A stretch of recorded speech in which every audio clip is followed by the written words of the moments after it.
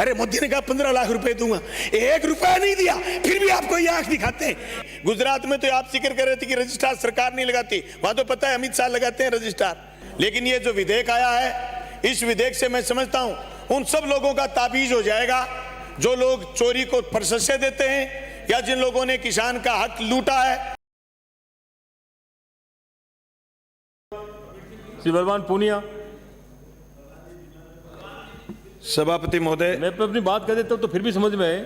मैं मंत्री महोदय का धन्यवाद करना चाहूंगा कि राजस्थान सहकारी सोसाइटी संशोधन विधेयक 2023 लेकर के आए। सभापति महोदय, मैंने 2018 और 2019 की ऋण माफी का जिक्र राजस्थान की विधानसभा में पहले कई बार करा।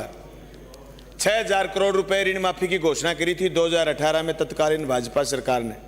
सभापति महोदय, 2000 करोड़ रुपए माफ करे गए, उसके बाद 14000 करोड़ रुपए माफ हुए 2019 में। लेकिन उसमें से बहुत बड़ी राशि जिसका बूम किसान में आना चाहिए था वो खुर्द-बुर्द हुई। मैंने यहाँ शिकायत करी, भारी शिकायत करी, छानी बड़ी के व्यवस्थापक जेल होकर के आए। लेकिन ये जो विधेयक आया है, इस विधेयक से मैं समझता हूं उन सब लोगों का ताबीज हो जाएगा जो लोग चोरी को प्रशंसा देते हैं या जिन लोगों ने किसान का हक लूटा है या जिन्होंने किसान का माल खाया है और जो आकर के रजिस्ट्रार को भी आंख दिखा जाते थे। अब मैं समझता हूं उनकी गर्दन हाथ में आएगी और जो सरकार सहकारिता के माध्यम से किसान का भला करना चाहती है वो सरकार किसान तक वो चीज पहुंचा पाएगी। सभापति महोदय, मैं आपको बताना चाहता हूं कि जो ऋण माफी में खेल हुआ था जिसमें किसानों के झूठे ऋण बांट करके और झूठे ऋण माफी दिखा करके हजारों करोड़ रुपए लूटे गए थे और वो रिकॉर्ड आज तक मिला नहीं। सहकारिता विभाग में शिकायत करने के बावजूद वो रिकॉर्ड अधिकारियों को नहीं मिला और वो रिकॉर्ड गायब कर दिया गया। उसका ताबीज हो जाएगा इस विधेयक से।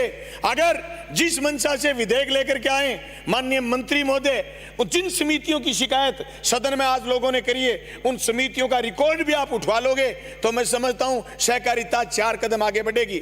आप जिक्र कर रहे थे गुजरात की सहकारी समिति का, आप जिक्र कर रहे थे महाराष्ट्र का। मैं कहता हूं हिंदुस्तान में सबसे मजबूत सहकारिता विभाग है जो जिसको सरकार देखती है वो है केरल का, जिसको सरकार देखती है। सभापति महोदय, कोई इतिशोक्ति नहीं। गुजरात में तो आप जिक्र कर रहे थे कि रजिस्ट्रार सरकार नहीं लगाती, वहां तो पता है अमित शाह लगाते हैं रजिस्ट्रार, अमित शाह ही तय करते हैं। तो सहकारिता हो सकती है अमित शाह के हिसाब से चलती हो।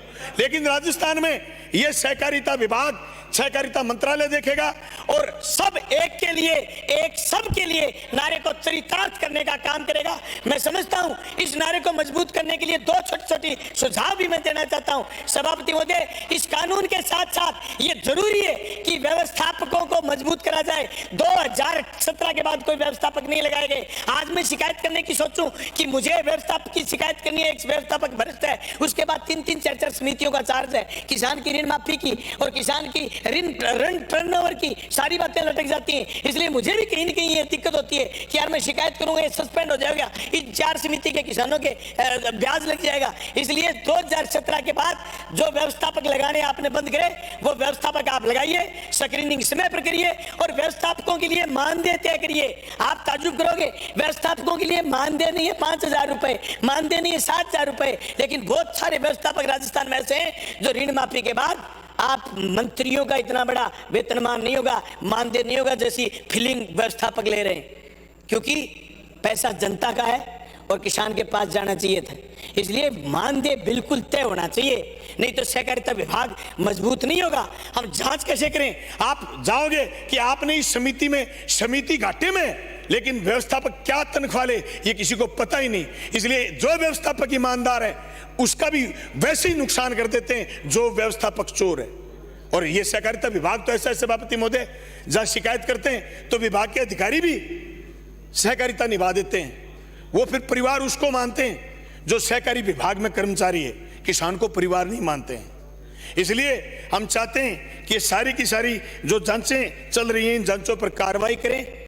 एक जो सहकारिता विभाग को मजबूत करने के लिए जरूरी कदम उठाया है आपने, इसके लिए तो मेरे पास शब्द ही नहीं है धन्यवाद करने के, ये शब्द ही नहीं है। इससे आप ये कह रहे हो कि अधिकारियों में दादागिरी आएगी, नहीं साहब, आपके पास मंत्री है, आपके पास मंत्री है और आप तो सपने ले रहे हो। एक तो आप इतने कंफ्यूज हो इस दल वाले, नारायण जी साथ ही तो कार्रवाई करवाना चाहते हैं समितियों पर, साथ ही कह रहे हो कि अधिकारियों को दादागिरी दे रहे हो।